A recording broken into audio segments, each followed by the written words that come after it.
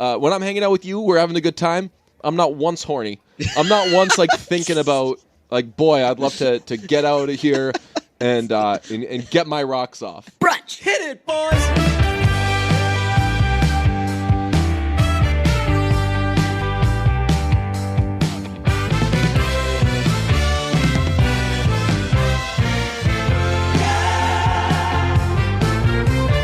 The moment you've all been waiting for, some movie talk.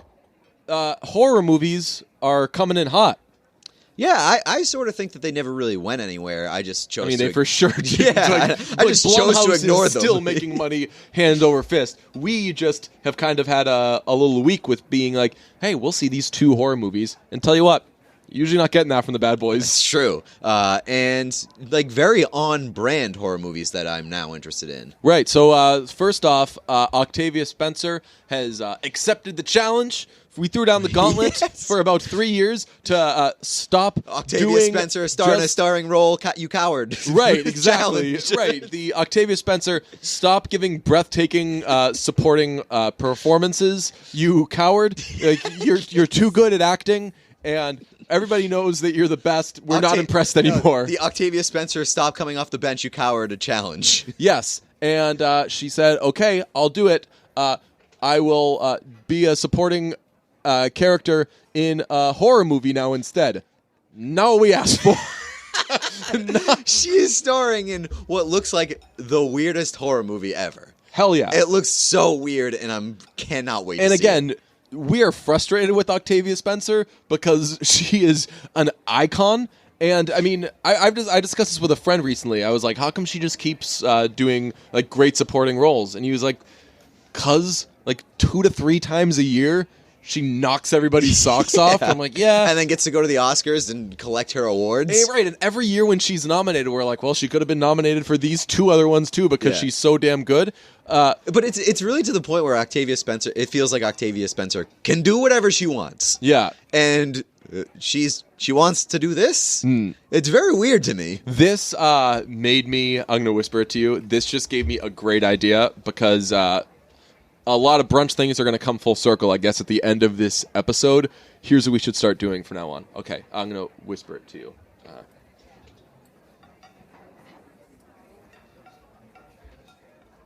Yes, hell Isn't yeah. that perfect? Yes, hell yeah. So we'll do that. Okay, cool. So if you don't have time, skip to the end of the episode to hear what we're talking about. So she's in a movie called Ma, I think? Yeah.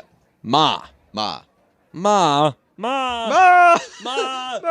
This is a horror movie. Why are you killing everybody? Oh, no. It's Ray Romano impression for the new listeners. Deborah burned the chicken again! I didn't know there would be. I didn't know about killed people. You depressed son of a bitch. Oh, Robert.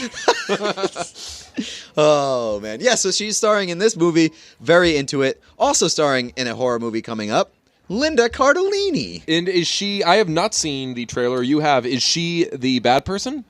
No, she is like the mom, I believe. I bet that she's like, stop, be quiet, you're going to get killed. That's how probably Linda Cardellini would do it. Because Linda Cardellini is a big we're going to get in trouble actress. So, once I saw this was happening, I got extremely excited, and I was honestly upset with myself that I never thought of it beforehand.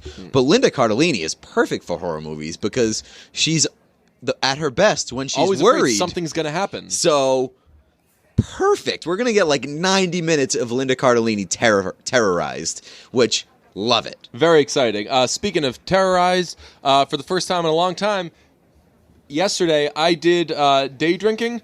And it's no new take. Day drinking, just especially on a Sunday when you have to maybe be a person the next day. You might as well do heroin if you're going to not endorsing really. heroin. No. But day drinking for such a kind of basic thing is such a universally harmful, like, you're out of the picture for everything. We were going to try, you and I were going to try to get some stuff done for the Oscars preview yesterday, and I was like, I can't because I have to do this thing, and then I have to do this thing that involves day drinking, and so I'm like just going to be next out 4 of days commission for so long. It is just it's such a bad, harmful thing. But now when I do it, I get hammered when I do it because I just know that, like I said, you May might as do well heroin. enjoy yourself. Like you, Moderation's you're for cowards. You're done anyway. Right. If you have like 3 beers during the day on a Sunday, you're ruined anyway. So Yeah. you might as well have a lot. Yeah, that's the alcohol update. And for a third horror movie update, we saw Happy Death Day 2. We've got a review coming later in the episode, but spoiler alert, it's not a fucking horror movie. It's that was a very scientific analysis you gave of it. That's foreshadowing. A little science thing. Do we want to talk about jerseys or do we want to just talk about the Oscars? Let's just get into the Oscars. Okay, how about this? Let's toss to it, and then we can they'll catch it on the other side. Perfect.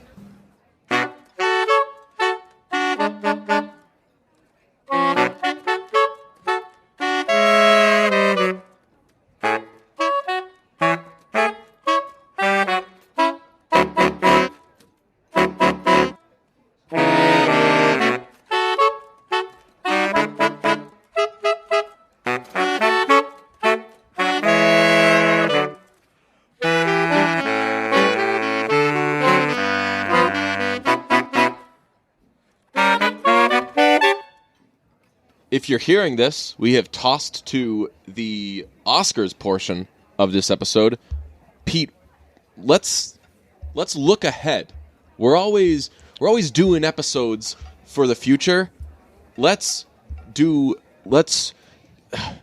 like Look ahead where to the future. Yes. Okay. Yes. Let's look ahead to, you nailed it, the future. Let's look ahead to the Oscars. And here's what we'll do. You get a lot of Oscars talk, a lot of places where they'll talk about the Oscars, and it's Oscar this, Oscar that.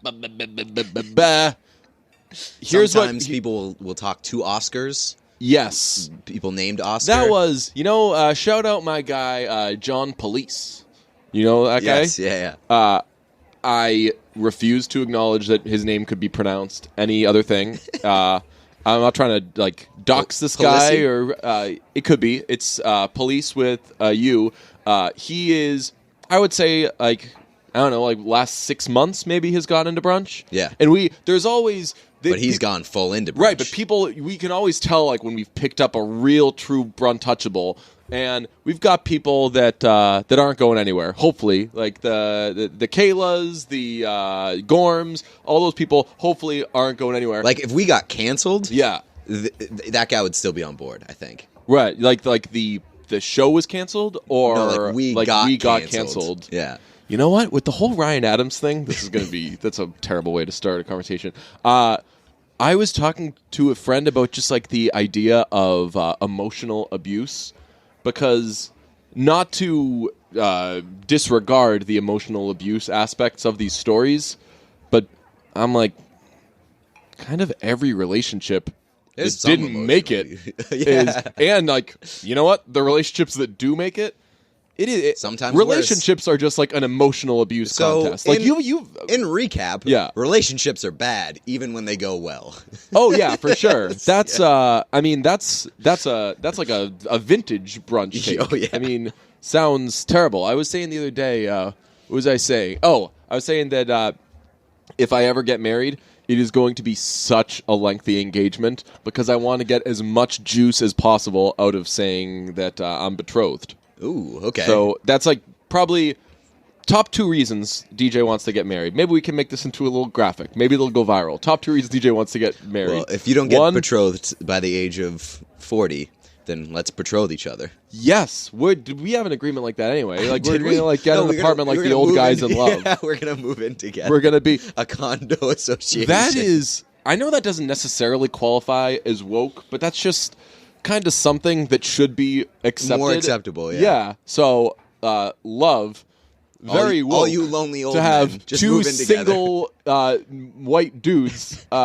Be happy. That's You know, that would probably cut down on like the grossness of like old men behavior. yeah. Because like you're not alone and horny all the time. You're with like your best pal. Yeah. You guys can just do stuff together. I rather gotta than say- creep on young women. I gotta say, that's a very good point because when I am when I've been hanging out with you, this is a compliment, I guess, to you and like to my health. When I'm hanging out with you, we're having a good time. I'm not once horny. I'm not once like thinking about like, boy, I'd love to get out of here and get my rocks off. So Well, I'm glad. So friendly stimulation, Exactly. no like mind stimulation, Yes. obviously. Yeah. That can, I don't know. We're not doctors, but everybody on Instagram who does like acts like doctors and Right. posts their like. They're like mental Are health you initiatives. depressed? Right. that, Yes, like, exactly. You're clearly like, not are you qualified. depressed? Here's what to do. I'm like, no. Oh my god. What if they listen to you? What if they listen to you? Have I ranted about this? Yeah, oh yeah. Okay. Yeah. That's becoming a real. I'm just. All for like putting your mental health stuff out there and like hell your yeah. own experiences and stuff, but don't tell other Well, like the people what to stigma do. is so close to dead, which is crazy because even 2 years ago, if somebody were to say like, "Hey, it's okay to be depressed," I'd be like, "Wow, I'm so envious of that person's Bravery. Yeah, bravery, you know? And I'm so glad that a lot of people do that now and people are better at it. I'm better at it. I used to just like I didn't have a shred of that. Yeah. Not depression. I had Tons I of had it. that was not only I had so many shreds. It was the pulled pork before you've shredded it, so it's just like a big thing of pork that you're waiting to just touch and then Falls apart. Yeah, exactly. Yeah. Shreds everywhere. So that's the mental health and Instagram portion of this Oscars preview. Now let's get to the part of the Oscars preview. This is an interesting thing that we're doing this year at the Oscars. We're going to break them down, Yes, nobody else does that. and we've discussed. Maybe they do. I don't listen to enough other podcasts. Again, I had a viral tweet this week. I followed up on it to pub the podcast because it blew up. Yes. So I shouted out brunch, and I think I picked up some new listeners. So welcome to all of you. I don't know, why did I call out John Police earlier? Speaking No of listeners, idea. I had a thought on that, and it was going to be complimentary. Well, he might follow up Yeah. to this episode and let us know. He can say, maybe we'll have to go back and listen the train of thought. I don't know. I probably at this part of the episode, we're recording this part before we record the rest of the episode. Hopefully, we have discussed how I was day drinking yesterday, and my brain just doesn't work today. So if I lose my train of thought, that's it. So we've now ticked off the listener shout out portion, the mental health portion, and the Instagram portion of this Oscars preview. Now let's get to the moment you've all been waiting for, the second part of the mental health portion of the Oscars preview. No, let's go. We'll go category by category. I put them in tiers. Yeah. And also we're going to discuss things that weren't nominated, but Yes, I have them classified as picks outside the category. picks outside the. All right. That's not. I mean, it's not. I wrote deserved noms, so we Okay. can come up with we should come up with like a term for that. for like a quick kind of snappy thing. Yeah. So like when categories come out and nominations come out, And there's it's like somebody missing. what? Yes, something missing Missing piece. missing nominees. Extra noms.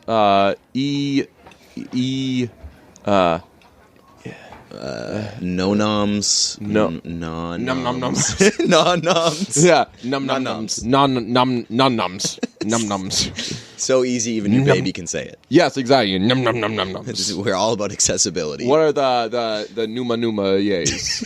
Yes. Num nums. Let's just call them num nums. Num noms. Okay, num nums. So that and Not let's to be use that confused for with nom noms. right. Let's use that for everything. Like who are the all-star num nums? Yes. Yes. Who was not nominated for the all-star game that should have been? All right. Want to do best picture first? Yeah, that's the obviously the big one, and I think it's probably everybody already knows at this point. What our pick is? Yeah. So I did it in a slightly different format than you did.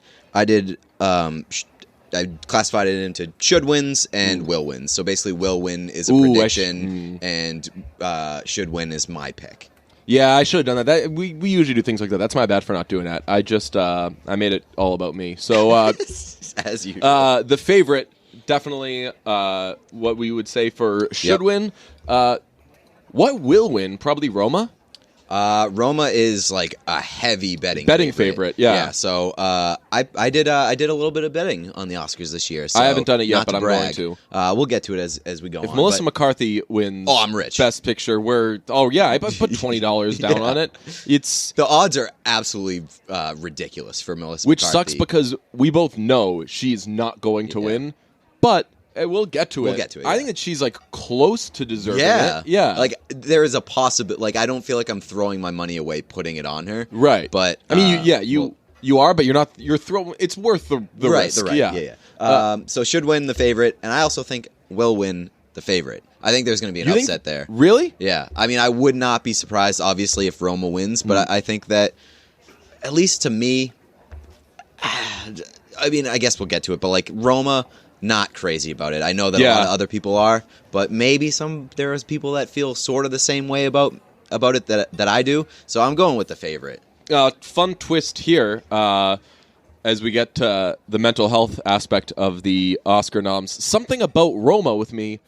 I just keep starting to watch it. I haven't finished Roma. I have seen everything. I have seen everything nominated for Best Director, you're all actor, actress, everything. And you're all about just like knocking out the categories. And, and getting.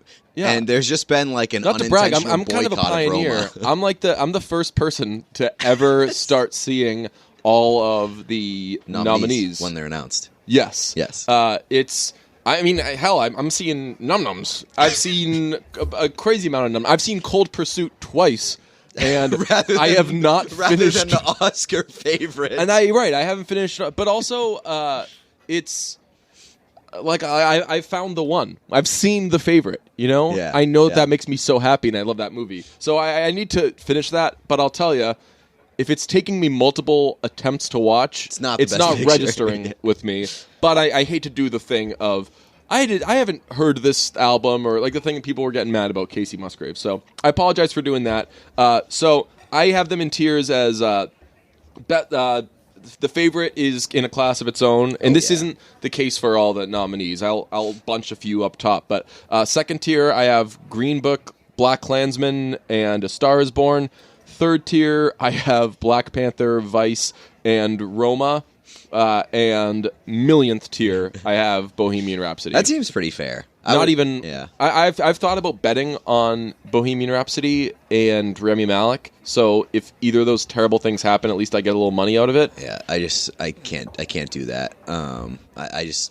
Well, the odds are bad anyway because he's projected to win for some reason. Favored for, oh my God, makes me want to throw up. But yeah, I'm trying to put some positive energy out into the world so that I'm saying that the favorite is going to win. Yeah. So. You want to get into some num-nums? Num-nums. Okay, for num-nums, I've got Cold War, which I think people were kind of all over the place on. I really liked it. I loved how it looked. I think the appeal of it was...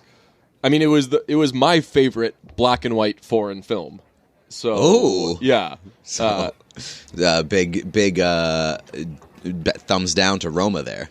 Right. I mean, I think it has decent betting odds for best foreign film, but we discussed this. Yes. Like, if one of them is nominated for... It was like when Her won like best R&B album. Like she was the only R&B album that was nominated for album of the year. Right. So I'm guessing she's gonna win that category. So for num-nums, I have Cold War, A Quiet Place.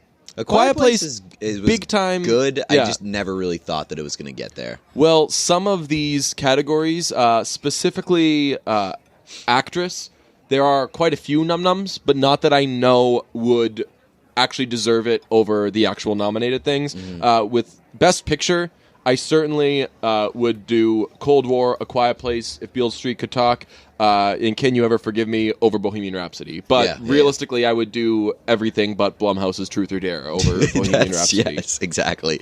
In my num-nums, I have Can You Ever Forgive Me, obviously, one of my favorite movies of the year by far. Mission Impossible Fallout. I thought is about like that is like if we're putting Black Panther in there, right. a comic book movie, I love thinking outside the box. Mission Impossible Fallout is obviously not not reinventing the wheel. It's not a movie that is going to get an I thought Oscar about Henry buzz, Cavill it as is supporting actor though because he just looks so damn good. But like Mission Impossible Fallout is the best like movie that it could be. It was there's nothing that I would have improved about that movie, honestly. So I put it in the category, and also I'm surprised that it. I don't think that it like deserves a ton of Oscar buzz, but I'm surprised that nobody talked about Blind Spotting. Like seems like the best movie of 2018 that nobody talked about. Blind Spotting completely. Blind Spotting was the best like lower budget movie. I think. Yeah. Right? Because that couldn't have cost much. Like, it's basically all just, like, it's not an action movie or anything. Yeah, it didn't come off like a big budget movie. It's got a very small cast and and no huge names, right? Yeah, I'm trying to think. No, I asked Jeff if he had seen it, and he was like, oh, is that the one with Daveed Diggs? And so I think Daveed Diggs is in Hamilton. Oh, okay. And now, an ad read. Have you heard about the revolution in online furniture shopping in Joybird? Joybird? What is going on? Joybird. Ooh. Joybird. Joybird, huh? Joybird. Joybird, huh? Joybird. And Joybird? The company behind it all? The Joybird. Joybird believes that you should never settle when it comes to your home furnishings, and that you should always have the freedom to be boldly original. From idea to reality, they empower you to create the space and furniture that brings you joy. With Joybird. With Joybird, you get a one-of-a-kind furniture made to your unique taste. Turn your ideas into reality with hundreds of styles and options. From mid-century modern to contemporary classics, customizable and an amazing array of fabric choices, from rich buttery leather and plush velvets to every color imaginable, wide range of kid and pet-friendly upholstery options are available, and there's free personal design consultants. Free personal design consultants will help you nail down your perfect design. You got some quality handcrafted furniture. Each Joybird piece is handmade with care and precision using high-quality hardwood and responsibly sourced materials to fit your exact specifications. There is a limited lifetime warranty there, too. You got a 365-day home trial. Skip the furniture store and bring the showroom home. You can sit on it, sleep on it, break on it. Break up on it? Yeah. If you don't love your Joybird, return it for a full refund. It's there's home delivery, free returns within weeks of delivery. So see how Joybird is revolutionizing all home furniture shopping. Create the furniture that you wish to enjoy today. What are you dying? With Joybird.com/brunch. Go to Joybird. Go to Joybird. Joybird.com/brunch. And receive an exclusive offer for 25% off your first order by using the code brunch. That's Joybird. Joybird. Man, we are really stealing money from these companies. Thank you, Joybird. Now back to the show. I thought about Daveed Diggs for actor. He was really I want good. You know what? You want to just jump into actor. Because this is the most interesting one for Num Nums because I think it was the weakest of the big categories, right? Yeah. And I think we were starting to like pick that up as we were starting to see the movies. We were like, man, actress is going to be loaded, and it's always one or the other for some reason. Every year, either best actor or best actress is like packed, and the other one is empty. And this year is basically like the Grammy Awards. I know you didn't watch the Grammy Awards. Nope. But all the performances were women, and you're like, Yeah, but what guys would I Replace him rather with? watch Yeah. from this like last year? It's like it was dominated by like Casey Musgraves and Janelle Monáe and Brandi Carlile as it should have been. Also, if you guys haven't watched that, still like go back and watch Brandi Carlile's performance from the Grammys because it was just one of the best things ever. For these tiers in actor, top tier, I've got, and this is weird because it's me backpedaling a little bit. I said after seeing Vice that if Christian Bale wins Best Actor, then it is an extremely weak year. But it was an extremely weak year. So I've got him and Viggo Mortensen up top. Second tier, I've got Willem Dafoe and Bradley Cooper. Third tier, Rami Malek. Okay. Just out of transparency, I have not seen At Eternity's Gate. That's like Okay. one of the very few. That and Cold War, Yeah. I have not seen. So It's but not for an me- incredible movie. But for me, like, I was blown away by Christian Bale as Dick Cheney. So I think that's like 100% my hard should win Okay. pick. I think that he blew everybody else away in the category. So then I say that he should get it because I don't feel strongly enough about any of them that if a lot of people did think that he was awesome, and obviously he won at the Golden Globes. So I'm like, okay, maybe he was just a lot better than I thought he was. I thought Viggo. I thought Viggo was really great for how gross he looked. Yeah. He was, but I mean, Christian Bale looked pretty gross himself. That's Looks true, better when yes. he is not made to look like Dick Cheney. But Will win for me. I hate to say it. I think that Apparently- Rami Malek is going to win, and I'm gonna put that as my will win simply because if he does win, at least I can say that I was right. yeah. But I just really don't think. That Why he did people deserves to think win. that he was I good? I don't mean, know, you man. thought that he was better than I did. Yeah, I mean, Like, you I thought that he was. solid, I thought that he yeah. was good. Yeah, and I thought that was like one of the very few redeemable things about the Yes, movie. I remember that. But I don't think that he was better than Christian Bale. I don't think that he was better than Viggo. I think that it's like maybe sort of generous to even put him in the category. Yeah, I'm like, just what did he do well? Was it just his impression of the "Well, Darling" version of Freddy? Because again, there's like 60 different Freddys. He didn't have the AO Freddy down. No. I'll tell you that. And they had way too many AO scenes. I just like I think that maybe it's because Freddie Mercury is like such an enigma to me and such like this superhuman being. Yeah. I never felt like I was watching Freddie Mercury. Oh, God, I just no. felt like I was watching Rami Malek as Freddie Mercury. And I like Rami Malek so much, and people I trust say that he was really good. Lena thought that he was awesome. I remember I think after seeing it, she posted like a picture of him or something, and like movie wasn't perfect, but he was. I also think it's hard because smarter people than me think that he was good, but I also think it's hard because Rami Malek is such a unique looking person that it's very hard for him to like disappear into a character. yeah. Because you're always going to see him, unless there's crazy makeup going on, you're always going to see him and be like, oh, that's Rami Malek playing somebody. I mean, if that movie wins for costume design, I will lose my mind because Right. they made him look terrible. Plus, there were a number of other better category choices. So Oh, yeah. we'll get to that. I think that Rami Malek is going to win, but I think Christian Bale should win. This is the got to shout out Willem Dafoe. I almost said Byron Dafoe.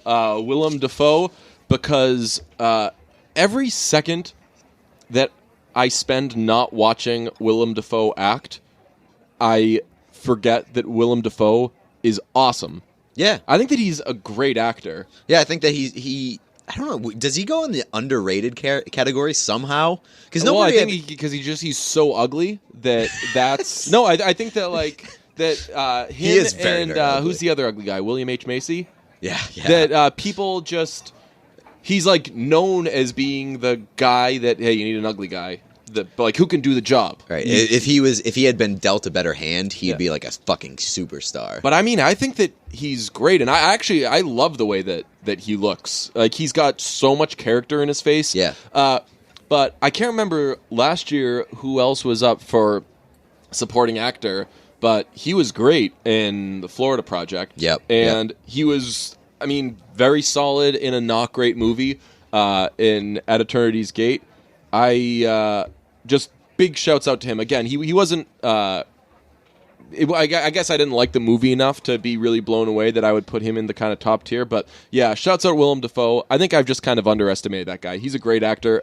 This one has really interesting num-nums because it was such a weak class that I have a lot of guys that I thought could have conceivably moved their way into it. Number one, Lakeith Stanfield. For Sorry to Bother You. For Sorry to Bother You. I almost called that Can You Ever Forgive Me? For Sorry to Bother You. He was really good. I understand maybe it was like too weird of a movie to throw him in there, but I don't know. Like, wasn't Daniel Kaluuya nominated for... Get Out? He was. Yeah, for Get Out, and that was a horror movie. So Lakeith Stanfield, Robert Redford. Yes, he was just like a very like kind of cute movie, but I also think that it would have been like a really nice sort of swan song because that's his last role before he dies. Yeah, those are very, very good ones. I really like the Robert Redford one. I really like the fact that you brought up Daveed Diggs, although I have no idea whether he'd be classified as the lead in that because they always seem to fuck that. Oh God! I mean, once we get to actress and supporting actor, I mean, the only thing that I hold against the favorite is they just blew up the categories. They made them so confusing. So I like those two, and also Nicolas Cage and Mandy was fucking awesome. I thought about that, and I was like, he was so good. I mean, I know it's such a ridiculous movie, but in a down year, like that's the kind of thing that maybe could jump in and steal a nomination. The scene where he's in the bathroom pulling like the glass out of his feet or whatever it is, or drinking from like the vodka bottle. One of the best scenes of the year. Fucking powerful stuff. I've also got John David Washington. Even though I didn't think that he was unbelievable, I think I liked the movie more than I liked him. Same. Oscar Isaac in Operation Finale. Did you see that movie? Yeah, I didn't like the movie. Right, the movie was just fine, but I mean, that's an Oscar Isaac role. I'm always happy when I'm watching Oscar Isaac. I'll tell you, that man is fucking beautiful. He looks pretty good in At Eternity's Gate. Oh, he's in that? Okay. Yeah. But yeah, just a down year. Any of those guys could have conceivably jumped in there, but I do give the edge overall to Christian Bale. Okay. I'm going to do this ad read as Sam Elliott from A Star Is Born. So here it goes. Today's episode of Brunch is brought to you by The Athletic. There are only 12 notes between any octave, but The Athletic has more than 12 writers. All right, well, that's enough of that. The Athletic is a subscription-based publisher of smarter sports coverage for die-hard fans. The model is simple, no ads, no pop-ups, and no autoplay videos. Instead, readers get in-depth coverage written by journalists who know their teams and leagues inside and out. And today, got a special deal for you. Anybody who listens to Brunch gets a 40% off discount by using promo code BRUNCH, and that makes the subscription only $2.99 a month. Absolute steal. The Athletic is great. Again, if you want a 40% off subscription, $2.99 a month, you can't beat it. Subscribe today using promo code BRUNCH for the future of sports journalism. You won't regret it, like I regretted starting this ad read by doing Samuel Elliott's voice. Okay, back to the show. Best Actress. Top tier, Olivia Colman. Second tier, that one's kind of packed.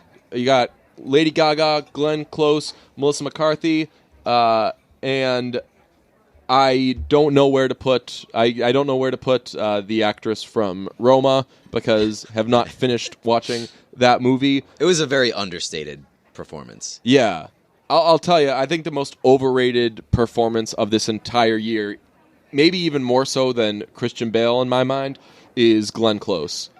Oh, really? That movie was really good, but I thought that both of them were really good. I don't know that one carried the movie more than the other.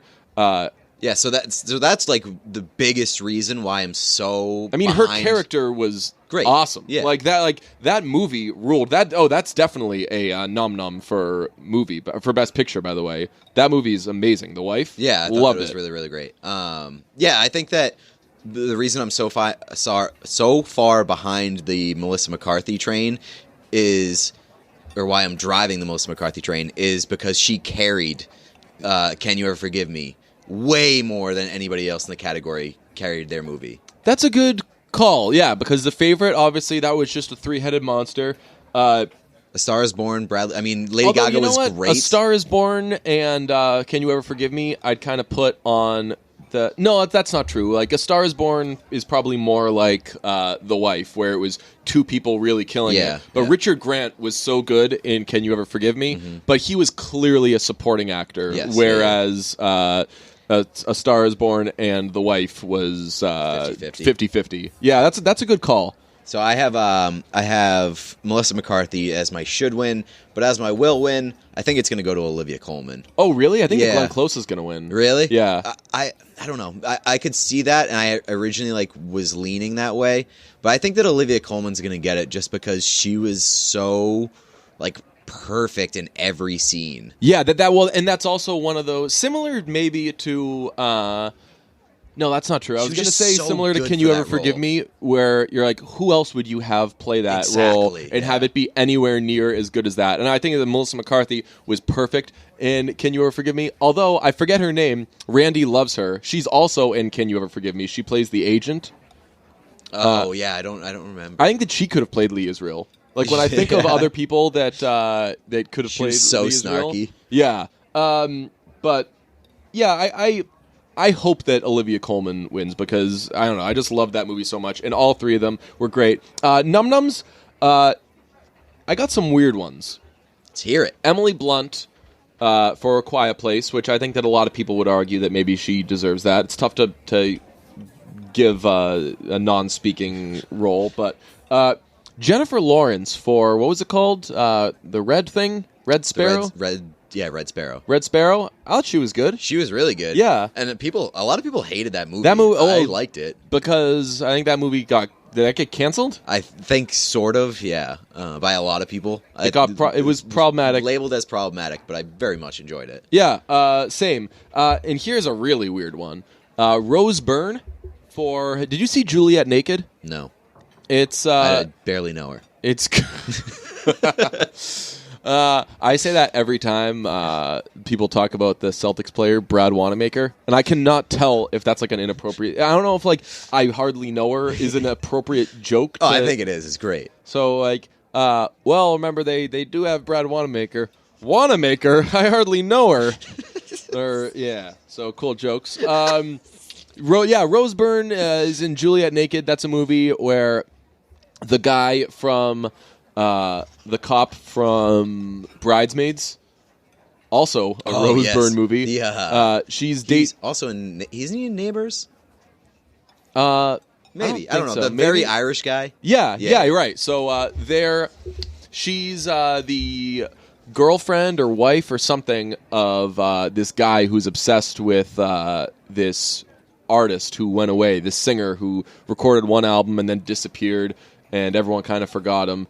And just through weird circumstances, she ends up meeting this guy and starts a relationship with him. The guy's played by Ethan Hawke. Okay, it's a really cute little movie, and it's probably similar to like The Old Man and the Gun, where you're like, it's a little too cutesy of a movie to make to really take seriously for Oscars, but I love it. I'm like, you know what?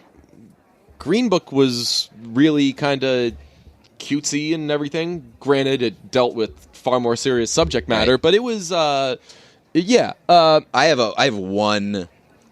only one Num Num for this category because I feel so strongly about it, and it's Carey Mulligan in Wildlife. I thought she was fucking great in Wildlife. I haven't seen Wildlife, but there's a Talking Head song called Wildlife. Oh, nice. Wildlife. Wild Wild West. Yeah. By...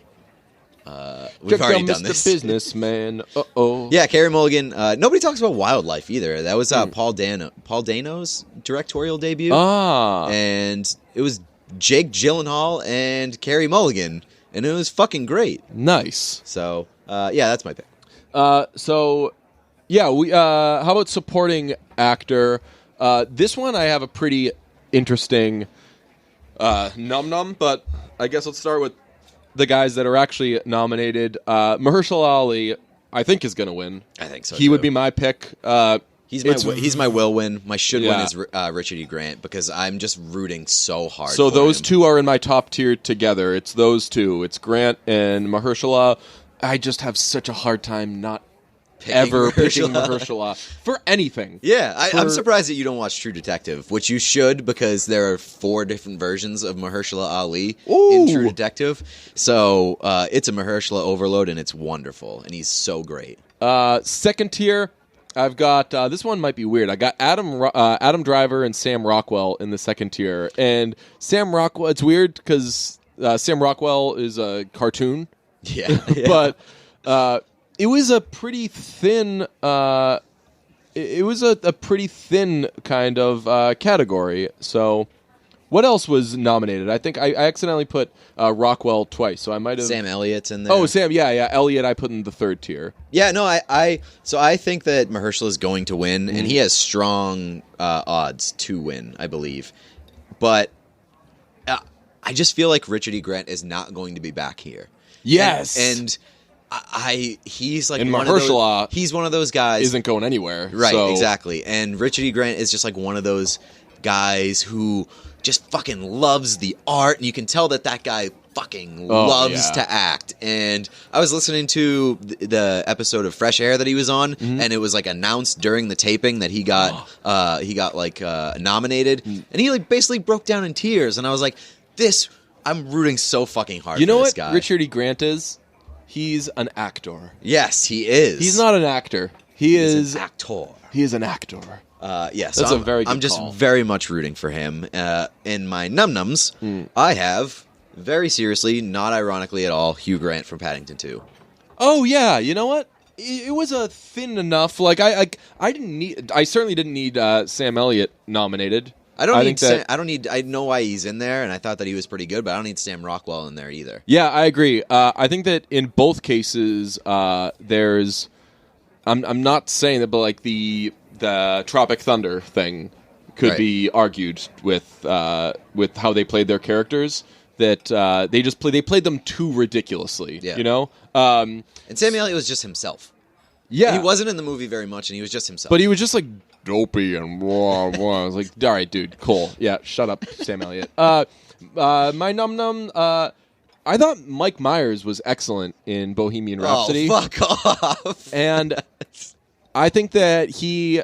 Where are you going with this? no, I thought that he was good. No, you didn't. Yes, I did. No, you didn't.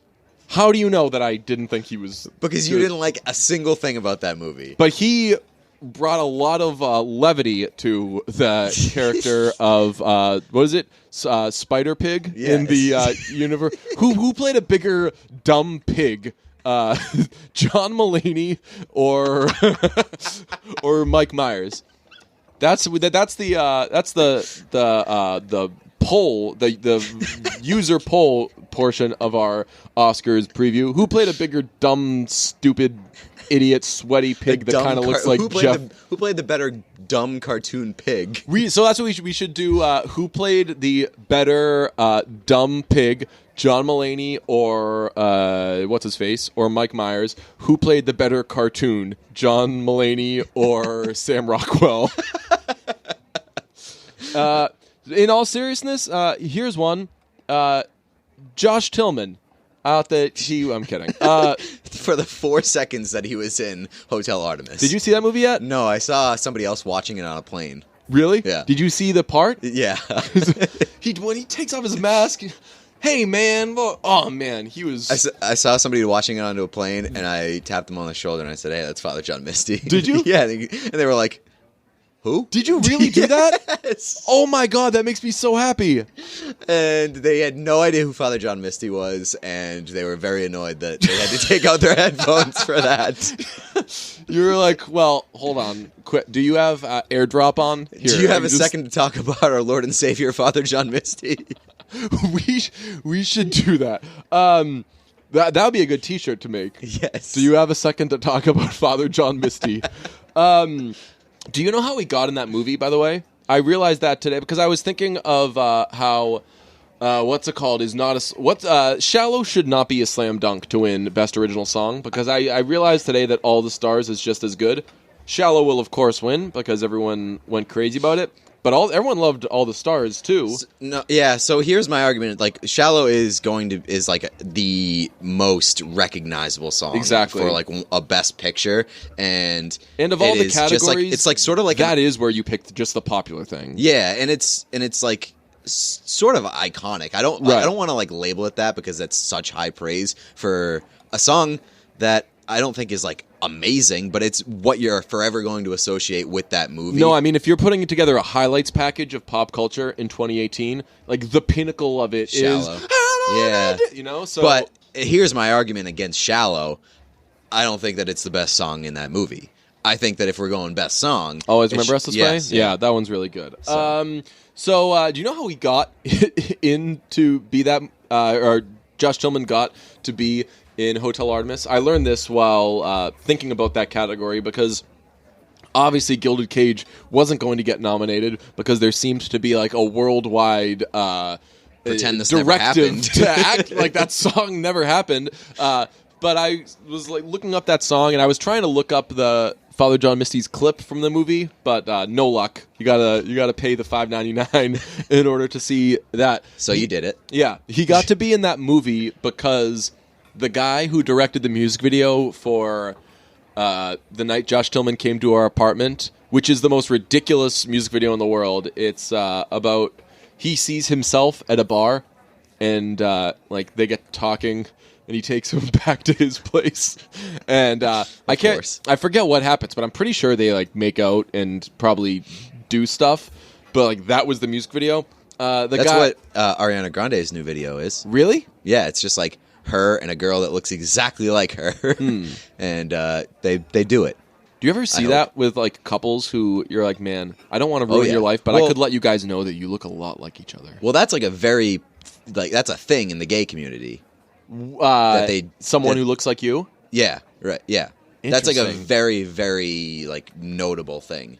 And I think that I would do that, but I would also, like punish the guy that looked like I would beat the shit so out of fat. him. Yeah, I would be so mean to him in bed. nice thighs, Right. Like, oh, you're gross. Say it. Admit you're gross. Admit that when you make jokes about your thighs, Who's a you're just disgusting little boy. Right, yeah. Just admit that every joke you make about yourself is real. Say you hate yourself. Yeah, but like ask any girl, even like the heterosexual girl, ask any girl who like their hottest female celebrity is. They'll always pick somebody that sort of looks like them or has similar features to them. People have said every week that when you tweet out the Tiny Dancer video, there's at least one person who says like, not afraid to admit I thought this was DJ at first, Yeah. which, oh my God, what a compliment. Right. Maybe that's why I think that Josh Tillman is so handsome. Even though They you always look say nothing that alike. they heard it on the podcast and thought that it was you. So, but people have said, I don't think one of my anybody- friends saw us tweet it, and he was Okay. like, "Is that video like? Where were you when you did that? Is that on a boat?" And I No was like, offense. "That was not, dude. Thank you, but no offense, but you could not slut drop like I could not like move Father John like I could not Misty. sound like that. Obviously, I couldn't move like that. And That's what I'm saying. The I'll slut tell you, drop that he does yeah. is fucking A+. Get me on a dance floor, and I will like. If you do not find me attractive, let's take it to the dance floor. Maybe I can change your mind a bit because I can move a little bit. Not like that. Right. No one can move like that. Also, is that a term? Slut drop? Yes, Let's get rid of that. I like it. I like bringing slut into positive things. Right. So I'm for it. Reappropriation. Yes. Okay, sold. In all seriousness, I do have one real nom-nom for this, and it's a tough one because it's kind of the favorite-esque where you're like, which category would he actually fall under? Jeff Bridges for Bad Times at El Royale. He was great. I thought that he was really good. Yeah. So, I mean, I'd put him in there over Rockwell, and I guess that means that I shouldn't have Rockwell in the same tier as Driver because Driver is safe when it comes to the people I would put in instead. But I would put him in there just for like the outside chance that we get a Jeff Bridges speech where he's high off of his brains. God, you know what the craziest thing in the world is that I didn't love. What's the like modern Western movie from a couple years Hell or ago? High Water? Hell or High Water. That I didn't love. That I was like, I love that. I thought that was kind of my what's it called last year? My A Star Is Born, where I thought it was very good but not unbelievable. I went and rewatched that like a half a year ago, and I was like, dude, what are you talking about? This Super rewatchable movie too. Yeah. And it breaks your heart when they start killing people, and you're like, okay, yeah, they're clearly very, very bad people. Yeah. Supporting actress, here's where it gets weird. Not at all. Why? Because it's Regina King in like a fucking landslide. Oh yeah, no, this one's not close. I mean, she's in the top 5 tiers, but here's where The Favorite really screwed things up, because maybe Olivia Colman should be in this category, and I would still put her behind Regina King, but it would be a hell of a lot closer than it is with Emma Stone and Rachel Weisz. I think, Emma Stone was really good, and so I don't want to like automatically write her off, but Regina King was just fucking... I thought. Yeah, She didn't belong in the category. Yeah, absolutely. So, Regina King for me is just like far and away should and will win. That's the easiest pick of all of these categories. Of the major categories. Yeah, Amy Adams, I didn't need her nominated. She didn't do anything for me in that movie, honestly. That was, so I guess maybe a weird... Right, a weird crop because it was ruined by The Favorite pulling some... who did that a few years ago? Spotlight did that. Oh, with Mark Where they Ruffalo? made Mark Ruffalo a supporting actor. I was like, dude, you're in 85% of the movie. Get out of here, dude. Huge, obvious nom-nom for me. Let's do a little DJ trivia. Do you know who my nom-nom's going to be? Supporting actress? Supporting actress. I thought this person, when I saw this movie, I thought at the time, should have been a favorite to win it, not just be nominated. I thought she was awesome. Cher in Mamma Mia 2. Hell yeah. No, Blake Lively. Oh, yeah, that's right. Yeah, I should have guessed that. Yeah. No, I thought that she was really good, but... I put her over Amy Adams because she made way more of a mark. Yeah, I agree. I don't have any other non-noms or num-nums for that category. But yeah, should win, will win, is Regina going King. to win. Don't be an idiot and bet on anything else to win but Regina King. She was great. Also, Joel Embiid almost fell on her or something like that. Almost kicked her in the face. Oh, that's what it was. Joel Embiid, man. He's on thin ice. Yeah, dude, he's been on thin ice, and I think that he's hilarious, but I also think that he knows he's hilarious, and he kind of. I want. And who does that sound like? Scale it back. Who does that sound like? Who we have to see? Oh, hilarious and knows he's hilarious. I don't know. The way that I know that I'm hilarious is different than like how I actually am hilarious. You know? Yeah. Like for example, like my viral tweet, my kingdom for some fruit punch.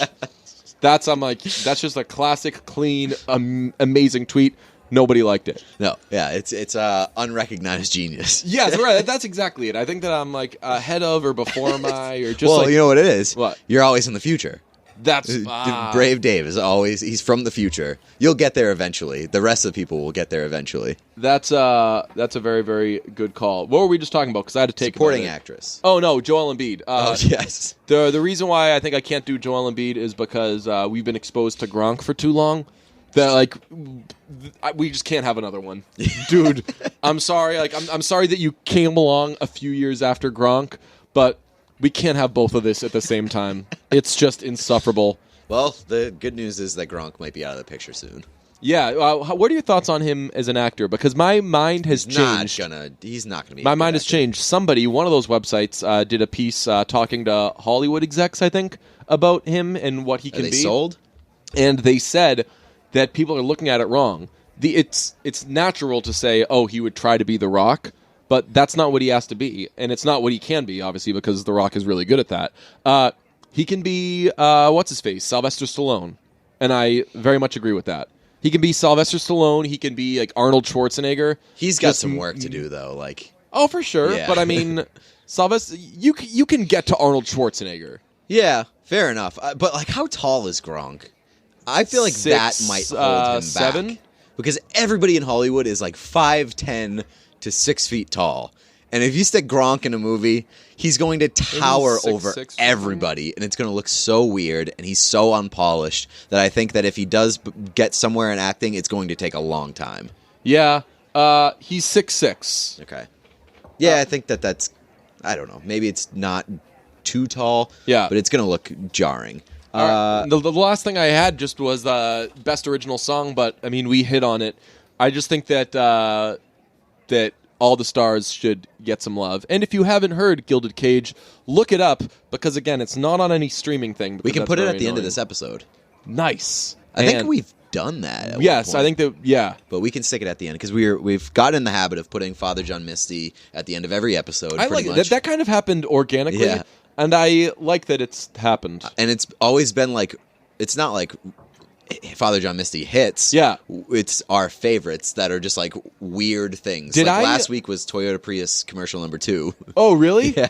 Oh, did I thought that recently, I thought that I had put in You did, Blank Space yeah, recently. you did. Okay, so that's kind of prescient. Yes, That was... yeah. It's what killed Ryan Adams. Dude, I gotta say, when people were freaking out about the Ryan Adams thing, I was like, this is terrible, and I read all about it, and obviously, and that is another one where it's like, hey, so we're all big mental health advocates right now, so, all right, we gotta actually explore that this is like a really messed up person, and obviously shit on him and cancel him and do whatever you want and everything, but just like let's unpack that there are people that are like this, you know, and I don't think that he woke up one day and was like, I'm going to be an evil guy. I think that he had a lot wrong with him. So anyway, yeah, but when everyone was like, man, it's so hard, like, man, Ryan Adams, I like so much of his stuff, blah, blah. I'm like, I don't like his man, stuff. I canceled him forever ago. I don't really like his stuff. It doesn't really resonate with me, but I did recognize it as a W for Father John Misty. Yeah, I had a little moment. My only like real moment with Josh in person, because obviously we were big Twitter friends before. Yeah. He again, new listeners. I wish there were any documentation of it, but man, there's no better Twitter experience that I've ever Father had John than Misty rant. watching Father John Misty just go off the deep end, Complete meltdown. on Twitter while brunch listeners are pestering him like, go on brunch, go on. He's freaking out about something, and people see the opportunity to be like, go on brunch, go on brunch. And he's like, what is this? Leave me alone. Ah. My favorite tweet ever, all caps, he just tweeted, what is a DJ Bean? But he misspelt is. He spelt it ID. What did a DJ Bean? Like, leave me alone. I fucking love it. Moving on, I've got some other categories that we might just be able to rifle through pretty quickly. Best animated film should and will win Spider-Verse. Yeah, Spider-Verse. I didn't see enough of the other ones, so... I'm interested to see how many people pull for Isle of Dogs. I know that some people didn't like it. I really, really enjoyed it, and I feel like that might be a sleeper pick. Is like, Wes Anderson considered hit or miss? I think so. Okay. But or is he considered like you either like him or you don't? I think there's that two, might be. yeah. I think that might be closer to what it is. All right. And you know, I really liked Isle of Dogs, but it's not super different than like a lot of Wes Anderson movies. Yeah. And I just think that like Spider-Verse was super innovative and super cool. Yeah. And it was just a totally different experience than what you'll get pretty much anywhere else. So that's my clear vote. I'm assuming that you're going there as well. Yeah, for sure. I mean, again, I didn't see all of them, so I kind of got to sit it out. But I can't imagine seeing another animated movie that I liked as much as Spider-Verse. Yeah. Cinematography, this is another no-brainer for me, and should win and will win. I'm going Roma. I didn't love Roma, but from a technical standpoint, it's fucking unbelievable. Like, the shots in that movie are great. See, let's see. That one's tough because I could go Cold War as well. It's, Okay. I haven't seen Cold War, but I'll take your word on it. Yeah. I also think that, like, The Favorite was an exceptionally shot movie, and, like, Oh, everything yeah, looked really- unbelievable. But just... there were like so many shots in Roma that are just still shots, and there's just so much going on, and it's black and white, but there's so much like depth to it. Yeah. And I just really came away from it being like, wow, that was a technical achievement. So then would you also go director or Roma for director? I do have I have Quaron as will win. Yeah. My should win is Yorgos Lanthimos. I don't know how you say his name, but like The Favorite was just such a fucking good movie, and it was so close in my mind to being like fucking perfect. Yes. That it would be very hard for me not to say that he should win for directing. So I'd put Rome up there. I'd put the guy from Cold War up there. Spike. I mean, really, this is a category where everyone that's nominated, I'm like, hell yeah, that should be up for that. Even Adam McKay, and I know that's gonna be. I have him pretty close to. That's being, a big like you've really got to like the style for it to happen, and he's kind of already done it before with The Big Short, but. All those people deserve to be nominated. I hope that people check out Cold War. And because I'm just interested what other people think. Some people have liked it, some people haven't. Here's an interesting one: costume design. Because I think it's a 1v2. I did not see Buster Scruggs. Yeah, I don't. Or think Mary Queen of Scots. I don't think. And I'll tell you what. Same. Not going it. to. Yeah. But for me, it's a 1 versus 2. It's Black Panther versus The Favorite. Yeah, and I would go Black Panther. So would I. Because that's my should win. Right. The Favorite. What was so cool about it was that they acted modern, but they looked the way they were supposed to for those times. So it was kind of unremarkable. You very much have like an idea, even though the shots were great. Yeah, and like the shots were great, and like the costumes were great, and everybody looked awesome. But you have an idea of what you're going for there, right? Like there is very much a precedent for that era. More unimaginative, right? Whereas and Black Panther was you're kind of making something up, and it all looked awesome. People looked great in Mary Poppins. I'll give credit where it's due there. Buster Scruggs again. I didn't see it, but it seems like that would fall more in line with kind of The Favorite, where that's how they're supposed to look. Same with Mary Queen of Scots. Really glad. I cannot stress enough. Very, very happy that Mary Queen of Scots was not nominated for any of the big categories, so I didn't have to see it. Just really not interested in seeing that movie. Adapted screenplay. My should win is Can You Ever Forgive Me? Just fucking love that movie. Will win. I think Black Klansman is going to win. Yeah, let me see. Why can't I find adapted screenplay? I would say, I mean, if Beale Street Could Talk might have an argument there. I just think that like I'm saying Can You Ever Forgive Me because that movie was way more interesting than it should have been.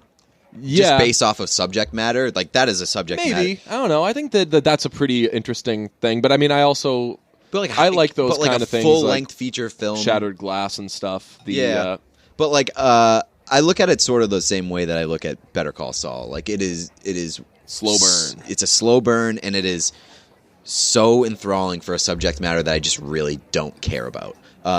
So I thought that the dialogue between Melissa McCarthy's character and Richard E. Jenkins' character was amazing. Richard Jenkins. Wish. And the burns on Tom Clancy were amazing. Yeah. And then, but will win. I mean, Black Klansman. You could say a lot of those same things for that. So I just thought like the character interactions in Black Klansman were fucking awesome. Here's a question, and I'm serious. Who's hosting the Oscars? Nobody. Really? Mm-hmm. So they're just not going to have. It's going to be no host. Wow. Yeah. Interesting. Kevin Hart was canceled. I do know that can't top happened. Kevin Hart. Well, anybody can top. Kevin Hart. That was a sarcastic comment, but like, small boy. Original screenplay should and will The Favorite. Yeah, agree. Other picks, just quick. Film editing, I picked Vice. Foreign language, Roma, obviously.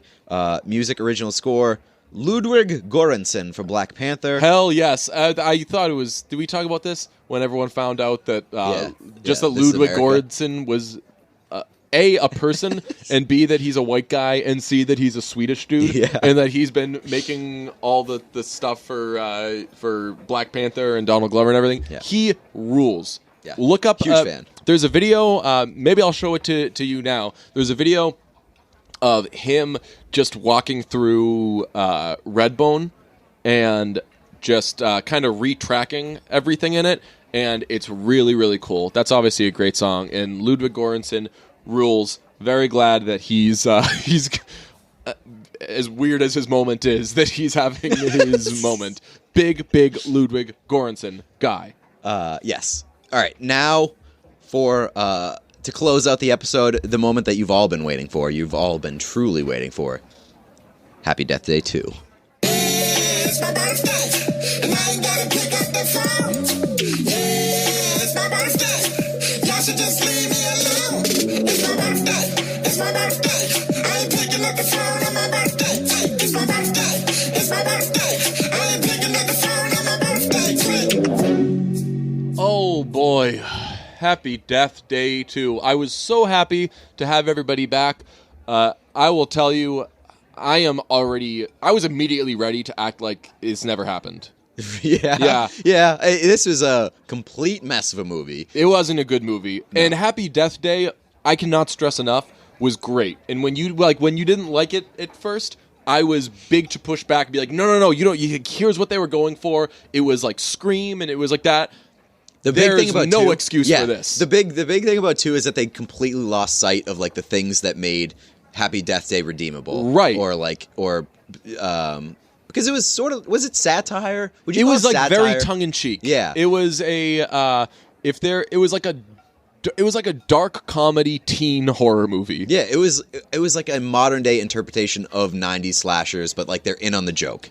That's the perfect description. And this wasn't even a horror movie. No, this was not a horror movie at all. Like, so I want to preface this by saying that I did not hate Happy Death Day 2. I was entertained the entire way through, and like you said, it was nice to have my phone a couple times. It was nice to have everybody back, but they completely lost sight of what this franchise is supposed to be, and it was not a horror movie at all. It just became it was a horror movie the first time around. Then Happy Death Day 2 is suddenly a science movie that just has a few jump scares. So I'm just Googling Happy Death Day to you because I want to pull up the cast. And there's a video from the Hollywood Reporter of Jessica Roth, whatever. Yeah. Mazel tov to Jessica. She got engaged recently. When I was Googling, when I was looking up like reviews to see what people thought, the first like 10 things were like, Happy Death Day to you star Jessica Roth got engaged. And Betrothed. Right. I don't think you meant to make that a joke. Betrothed. But her name is spelled Rothe. Yes, so that was accidentally like the most brilliant joke I've ever heard. Yeah, she got betrothed. Anyway, congrats to Jessica. Hopefully her and her betrothed will have a very good life. But the first video... Such a weird way to congratulate. Have a good life. The first video was... Well, they have a very cute dog. Oh, nice. Yeah. The first video was Happy Death Day to you stars on switching genres for the sequel. So I guess they're at least acknowledging that, yeah, we did something different. You could have just remade the same movie. Mail it in. Even they just overthought it. It's a year later, so they're clearly mailing it in. They rushed this out. That like is crazy. true. They although nobody in the cast seems to really be tied up with other projects. Yeah, I did see La La Land was on TV the other day, and Jessica Roth just great in that movie as one of the 3 roommates for Mia. So it's a horror movie turned science movie with like that becomes a buddy heist movie at the end.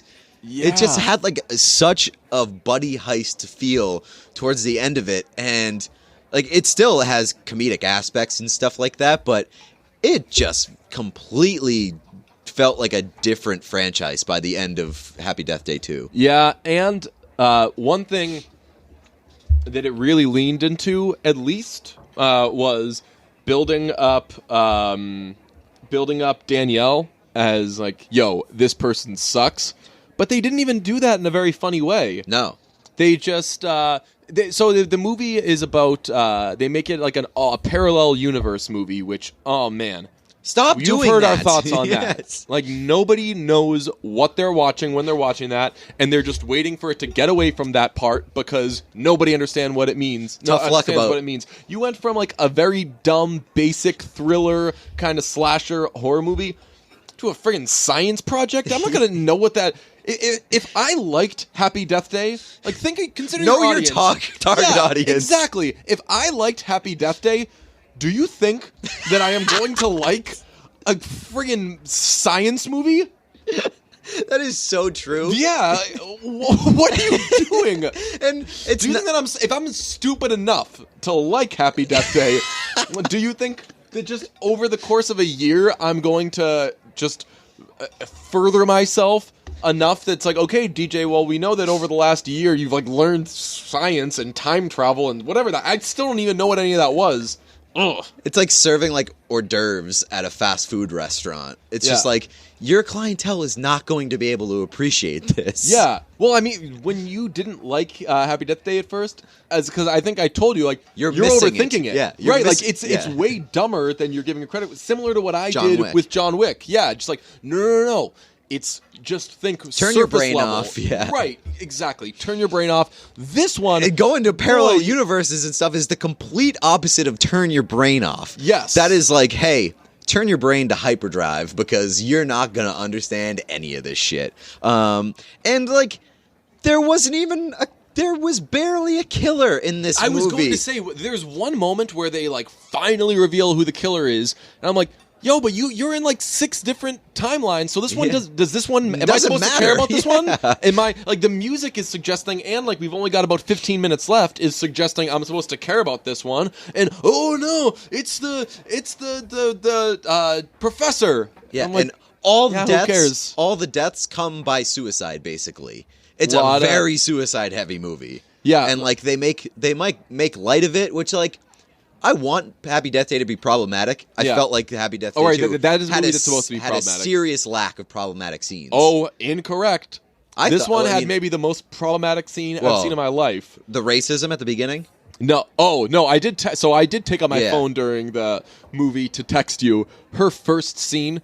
I texted you Danielle, of course. Yes. I texted you Danielle coming in with the all caps immediate racism. They make her just terrible right off the bat. So you're like, okay, at least they're going to establish that this person is the worst. But the problem, the kind of ridiculous one is.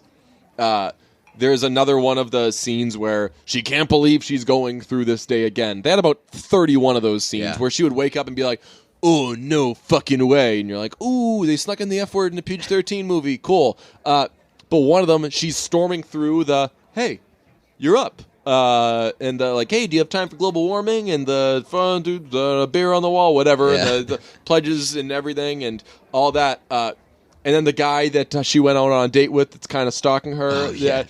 During that, she just goes, you're gay!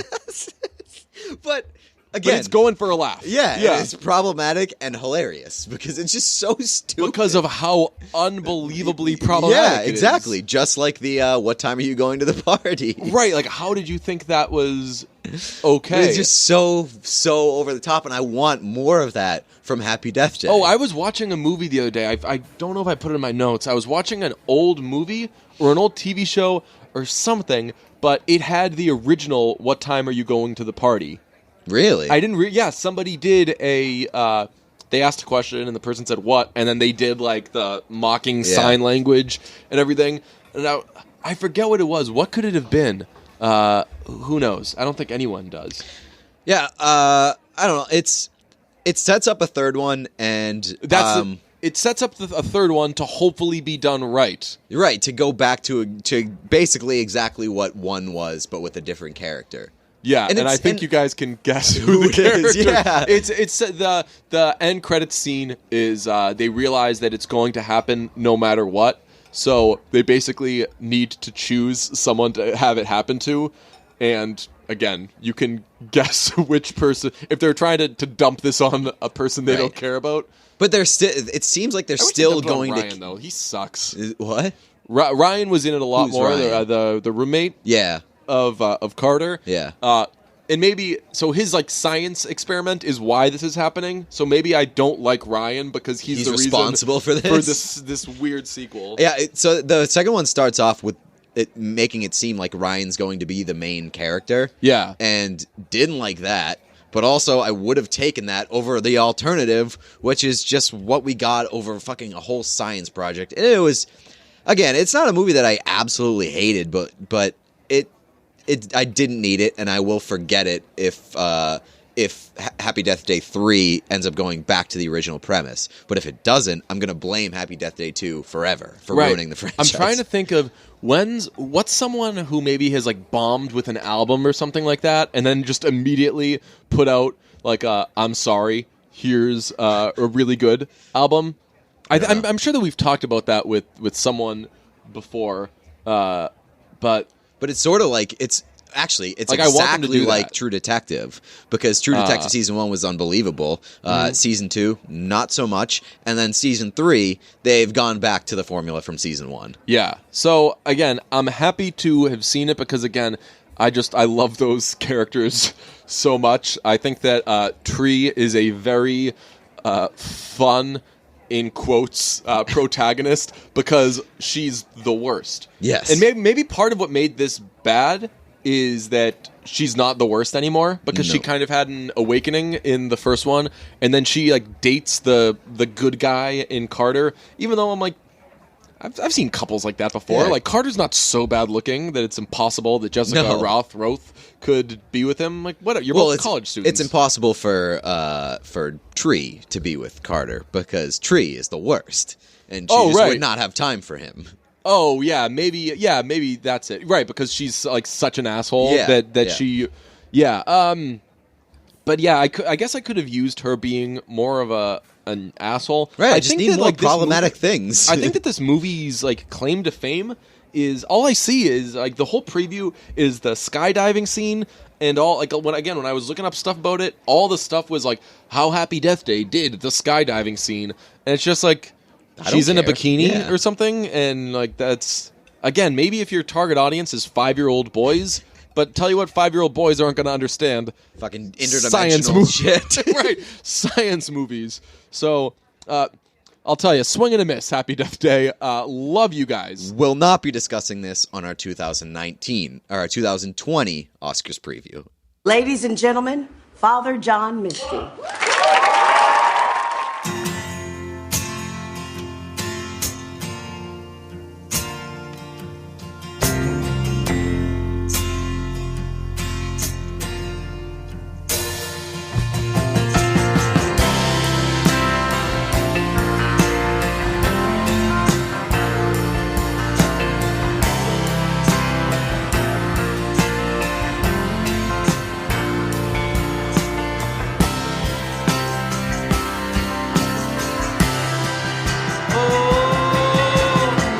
I sold my fortune, I gave up my claim,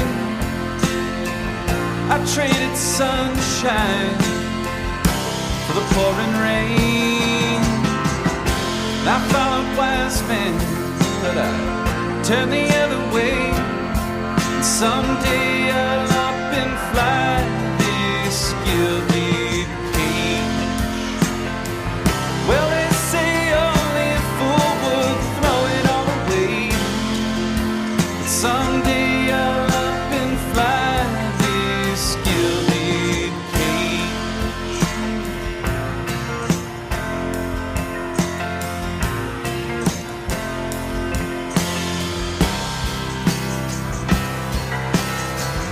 Oh,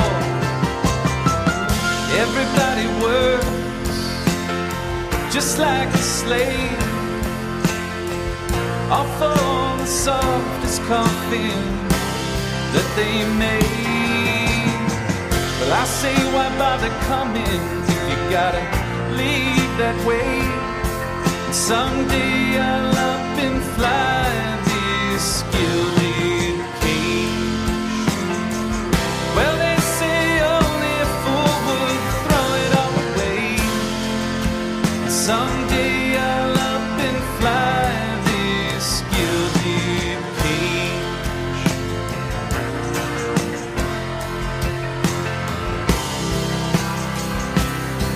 Oh, oh.